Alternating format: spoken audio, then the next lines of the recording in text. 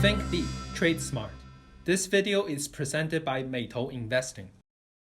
If you ever ask me what's the most common problem among all investors, I did say it's probably the matter of selling a stock. In today's video, I will explain in details of when to sell your short-term and long-term stocks. And I'll also give away tips of how to pick your short-term and long-term stocks. So make sure you stay until the end of the video so that you don't miss out any of the important information.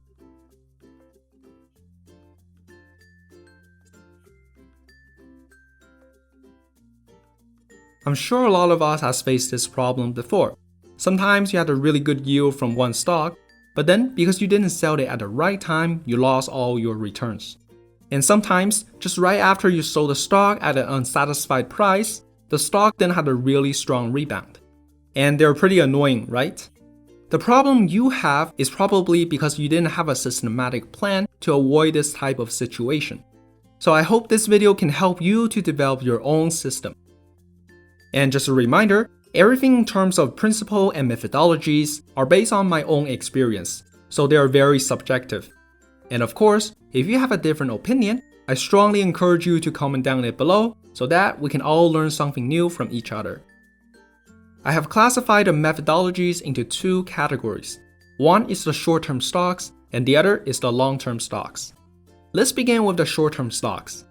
These stocks are typically those you bought for speculations or for short-term high yields. Like, I'm not saying buying stocks for this kind of reasons are bad, and in fact, every investor has done it at some point during their investor life. And when you did do well on them, these short-term stocks can bring you some decent returns and make trading more interesting. In general, this type of speculative stocks are bought with either the investor had a very little understanding or they just bought it because of the high momentum. For short-term stocks, the key is to ensure that you control your own actions, not by any other external factors. And this has to do with two elements, your stop-loss price and your stop-profit price. For the short-term stocks that you bought for speculative reasons, it's up to you to set up a stop-profit price, but it's a must to have a stop-loss price. Because either on one hand, you have very little understanding about the stocks, or they just come along with high risks. In the situation when there's a big decline and you're facing with huge losses, there's just no any better way to stop the loss than just selling the stock at a stop-loss price. But this stop-loss price varies from person to person. For me, I usually set it between 8 to 15% down from the original price when I bought them. And for your stop-profit price, you can set it up in your own choice, like between 10 to 20% yield. The good thing about this is that you can ensure high certainty in your trade. And if you can keep up with the discipline, it's really helpful for you to build up your own investing mindsets over the long term. And as you trade more and get more experience, you will rely less on the stop profit price because you will get more used to analyze the market sentiment and trends and use them to identify when to sell your short-term investments, such as the days before the last year's elections or the beginning of this year's sector rotation. You will know these were the times to get rid of your speculative stocks. If you're relying on your own experience rather than your stop profit price, the pro is that you can earn more, but the con is that you may not get it right at all the times. So my suggestion is, if you're new to investing, you can start with stop profit price and slowly develop your own system to trade the short-term stocks. When you do short-term trading, you need to have your own methodology and disciplines. In other words, your earning for short-term trading is the earning within your own ability. And by having disciplines, you can minimize the emotional factors as much as possible. And during the process, continuous learning and experience you gain from trading are keys to build and adjust your methodology. Thus, over the long term, you will definitely maximize your profits yield.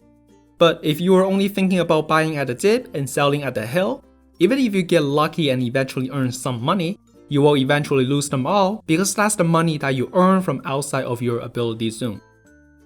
Having said that, some of you may be wondering, so regardless of your stop loss or stop profit price, there's always worry about what if you sold the stock at the wrong time. Like, you might miss a rebound from your stop loss price, or you might miss more gains from your stop profit price. So I need to make it clear that selling a stock while considering all factors is not an easy thing in any situation. And frankly, we have to admit that there's no such a perfect methodology to avoid all problems, and it's impossible to consume all the possible gains from the short-term trading. But it's possible to obtain all the possible gains with long-term investments, which is a total different investment logic. Next, we're going to talk about when and how to sell your long-term stocks. The first thing we need to be clear is that the logic behind selling your short-term stocks and long-term stocks are completely different, and there's nothing in common between them, meaning that it's very important to know what is the difference between them. It's understandable that it's difficult to identify whether a stock is the right choice for your long-term investment if you're new to investing. In this case, my suggestion is to try out stocks in a very small positions, which is the best way to start learning about long-term investment. The short-term fluctuations are something that nobody can control, so selling the stocks you picked for a tryout at either a stop loss or a stop profit price is very reasonable. But during the time when you do short-term trading, it's actually a chance for you to learn more about the company's business. Sometimes, your long-term investments are from those stocks that you used to do short-term trading at a small positions. For example, Etsy is one of my longest holdings, and it's the stock that I decided to invest as a long-term investment from my short-term trading. So I bought Etsy at the time when its IPO first hit the markets. At the time, I didn't know much about the company because it was an IPO. And that was a really risky decision of mine if I were to look back. Then, within the next couple of months, I bought and sold Etsy shares back and forth. And it was during this process, I studied and developed a deep understanding of Etsy and finally decided to hold it for long term. The biggest difference between the short-term and long-term stocks is that the decisions you made to sell the short-term stocks are all related to the stock price.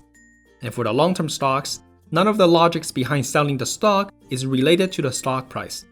So why do I say that? The first common reason to sell your long-term stock is that you no longer have an investment logic to hold that stock any longer. This can be caused by objective reasons, such as the company's fundamentals has drastically changed forever to a point which it would affect its future development. On the other side, it can also be caused by the subjective reasons, such as you realize that your initial reason to buy the stock was a mistake or no longer viable. So the key to sell a long-term stock is that you must know why you bought it in the first place. Otherwise, this is not a viable long-term investment. When you buy a stock for long-term investment, there are two common logics. The first is that you believe the company has a very strong future potential of development, and the second is that this stock can bring you stable cash flows such as the dividends. So as you can see, both of these reasons are related to the fundamentals of the company and nothing to do with the stock price. Which means the other reasons that made you to buy the stock, such as whether if there was any momentum in the stock price or the stock price was undervalued. These can only be your ancillary factors, not your primary factors. So you can't just make a long-term investment based on ancillary factors. If you bought a stock based on the stock price, you're basically the same person who bought a house because it was cheap, but without knowing that the cheap price was because it was both old and located in a remote area. And that is not how you make a long-term investment. You don't know what is the value. In other words, when you find your long-term investment no longer has development potential or can bring you any stable cash flow, then you should really start to consider whether you should sell the stock. So back in 2020, I decided to build a large position of Zoom for its development potential. One of my logic was that the pandemic would permanently change the habits of how worker works, which online meetings will become more common and the number of meetings will continue to increase. But then, the more I have studied the markets, with many enterprises reopened and workers coming back to work, many of these enterprises decided to unsubscribe to Zoom's services. And at the same time, the competition over virtual meetings has become more and more heated. Zoom's business moat has become more narrower. Because of these reasons, I figured that Zoom's fundamentals were not as solid as I had expected in the beginning. Therefore, my buy logic was no longer viable.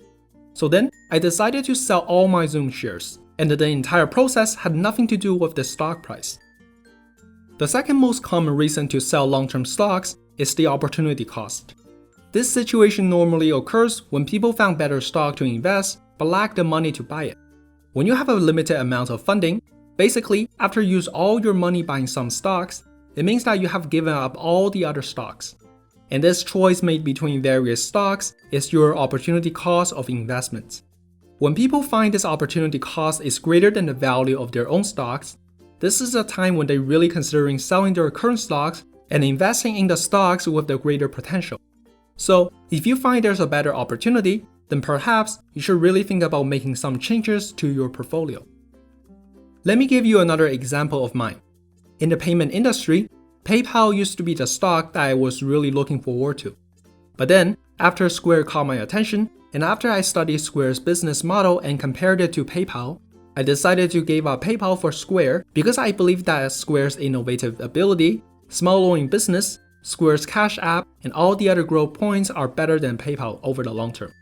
I don't mean that PayPal is not a good company, but it's quite the opposite. In fact, PayPal's stock price was actually performing better than Square's after I have sold my PayPal shares. But I don't regret doing it because I was investing in Square's long-term development and nothing to do with its stock price performance. So as you can see, the above two reasons of selling the long-term stocks was because of the company's fundamentals. They had nothing to do with the stock prices. The above methodologies of selling stocks are a summary of what I have learned from my own investment experience. Because I didn't want this video to get too long, so I didn't get into more details. If you found my sharing helpful and you wish to hear and learn more about my investment logic and insights, please click that sub button down below to show your support. And I will see you next time. If you like my videos, please click the subscribe button. Your supports are much appreciated.